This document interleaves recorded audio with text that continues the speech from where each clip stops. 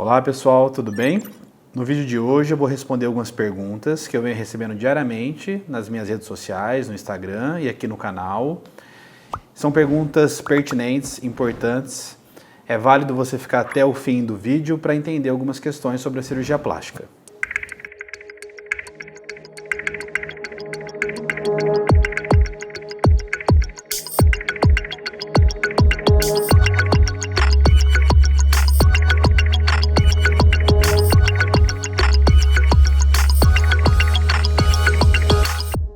Vamos lá então, vamos começar com a primeira pergunta, uma pergunta muito pertinente sobre anestesia. Então vamos lá. Qual o tipo de anestesia usada na cirurgia plástica? Então veja, nós temos vários tipos de anestesia. A raquianestesia, a peridural ou anestesia geral. E nós podemos associar essas anestesias, tá? Mas não existe uma anestesia perfeita e ideal, cada caso é um caso. Então, na minha rotina, nós fazemos o pré-operatório, você passa com o cardiologista, faz os exames pré-operatórios e aí então você vai passar com o anestesista da equipe e ele vai indicar a melhor anestesia dependendo do seu caso. Em geral, nós temos uma preferência maior por anestesia geral para cirurgias maiores. Mas as outras também são excelentes, tá bom? Vamos a outra pergunta. Tenho medo de não acordar depois da anestesia. Quais são os riscos? É uma pergunta que eu recebo muito, inclusive na consulta. E veja, nós temos os riscos da cirurgia, né? Então, qualquer procedimento cirúrgico existem riscos. Para evitarmos esses riscos, nós fazemos o pré-operatório. Então, você faz todo o exame laboratorial, passa no cardiologista, faz exame de imagem do coração, passa com o anestesista. Também é necessário que você esteja com um peso considerável dentro da sua estatura, boas condições de saúde e uma cirurgia bem indicada. Então, para evitarmos as complicações, ou seja, os riscos, tudo isso é feito, tá, para sua proteção. E com relação a essa questão de não acordar da anestesia, veja, assim que termina a cirurgia, quando nós fazemos anestesia geral, né, você já acorda da anestesia, você já está respirando normalmente, porém, por alguns minutos você não se recorda desse episódio, tá?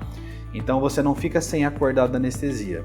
Após o procedimento, você vai para uma sala de recuperação, acompanhado de toda a equipe, do anestesista e o pessoal da enfermagem, tá? Lá você fica em torno de 3 horas, 4, até estar bem acordada e aí sim você vai para o quarto. Vamos a outra pergunta. Tenho 1,65 m e peso 76 kg. Quero fazer abdominoplastia. Preciso perder peso? Quanto? Então veja, isso é muito importante, né? Uma das coisas que nós mais falamos no consultório é com relação ao peso. Porém, o peso ele é relativo. Existem vários biotipos. Então tem paciente, por exemplo, que distribui um pouco mais a gordura e sendo assim, ela um pouquinho acima do peso, nós conseguimos fazer a cirurgia. Tem pacientes que não, que distribuem um pouco menos a gordura quando ela está acima do peso. Muitas vezes ela acomoda essa gordura na região central do abdômen. E como nós temos a gordura visceral e nós não mexemos na cirurgia plástica, a paciente tem que perder mais peso. Então, nós falamos 1,65 m, um peso de 76 kg, pode ser que você consiga fazer a cirurgia ou não. E uma dica que eu deixo para você com relação ao peso é o quê? Você que está se organizando para fazer a cirurgia plástica, lembre que isso é um processo. Então já vai se adaptando a novos estilos de vida, fazer atividade física, mudar os seus hábitos alimentares, já vai diminuindo o seu peso, porque assim você vai ter melhores resultados, tá? E menos riscos na cirurgia. Vamos a outra pergunta. Posso fazer rinoplastia e lifting facial juntos, né? Veja, é uma cirurgia longa se nós realizarmos os dois procedimentos juntos, tá? A rinoplastia em média de 4 horas, a cirurgia de face em média também de 4 a 5 horas. Então vai depender muito da sua idade, das suas condições de saúde e do seu peso. Como são cirurgias muito delicadas, eu, Pedro, tenho a preferência em uma cirurgia combinada como essa fazer em 2 tempos. Inicialmente fazemos a rinoplastia e depois o lifting facial ou vice-versa. Próxima pergunta. Fiz a lipo convencional e sobrou pele. O que fazer agora? Eu sempre lembro ao paciente que na lipoaspiração nós tiramos a gordura, ou seja, a pele continua. Existe um pouco de retração no pós-operatório dessa pele, mas não é muito considerável essa retração. Então, você que tem muita pele, o indicado é a abdominoplastia, principalmente pós-gestação. Se a paciente tem um pouco de diástase, que é quando o músculo se afasta, o músculo reto abdominal.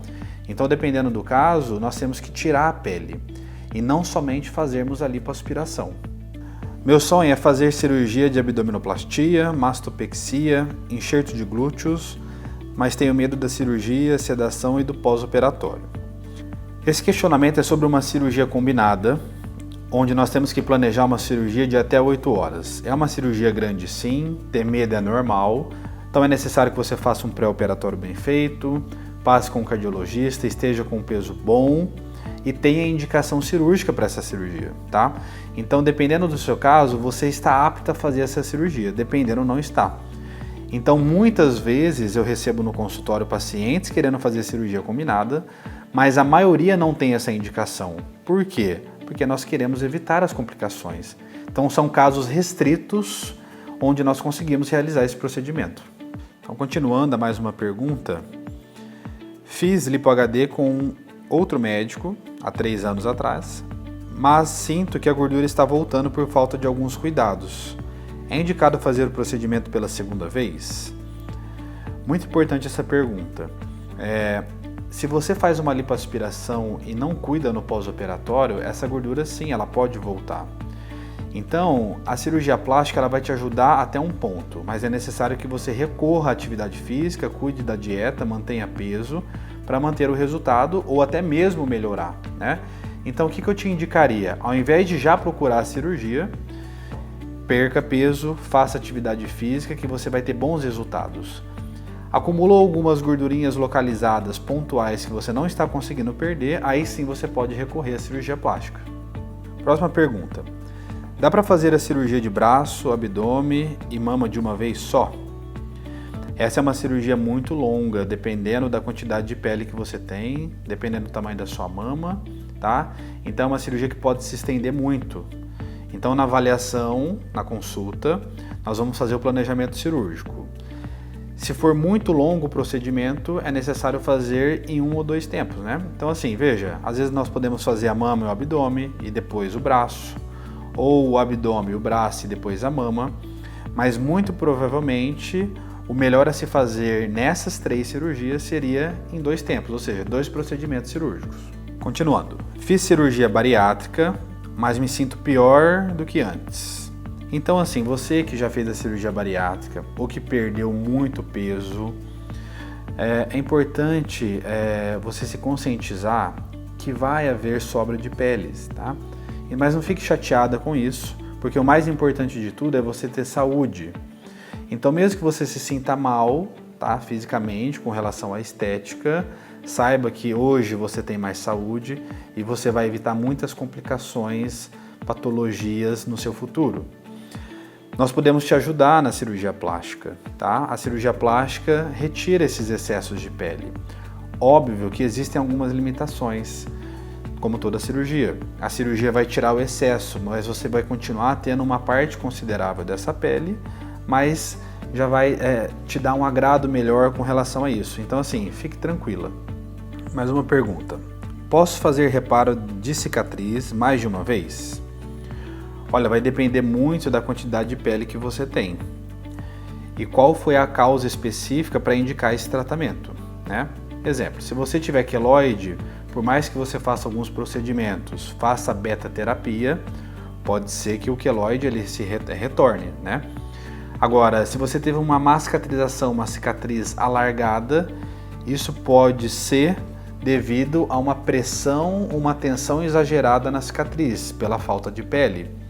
Então, quanto mais correções você faz da cicatriz, mais pele se tira, ou seja, mais eu tenho que tensionar a cicatriz. Então, se você tiver pouca quantidade de pele para fechar essa nova correção, dificulta uma nova cicatrização boa.